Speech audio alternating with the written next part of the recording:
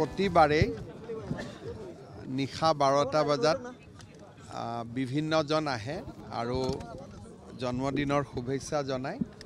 আজিও শুভাকাংক্ষীসকল আহিছিলে, জন্মদিনৰ শুভেচ্ছা জনাইছে। সকলোকে মই মোৰ ফালৰ পৰা বহুত বহুত ধন্যবাদ জনাইছোঁ। সদায় দৰে এইবাৰো ৰাজ্যৰ যিমান শুভকামনা, সেই শুভকামনাই সাহস দিয়ে, শক্তি দিয়ে কাম কৰি যোৱাৰ বাবে। মই আশা কৰোঁ অসমৰ ৰাইজৰ যাতে শুভকামনাই এনেকৈ সদায় মই লাভ কৰি থাকিব পাৰোঁ।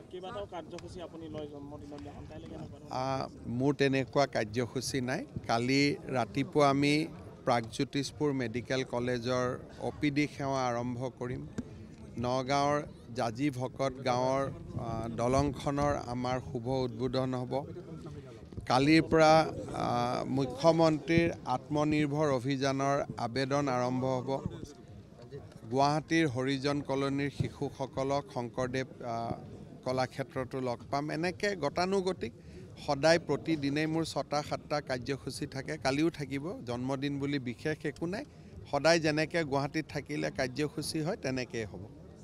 आज आपका बर्थडे है, क्या बताना चाहेंगे सर? कुछ भी बताना नहीं है। सब लोग आए थे शुभकामना देने के लिए, शुभकामना ले लिया, आपका भी शुभकामना ले लिया।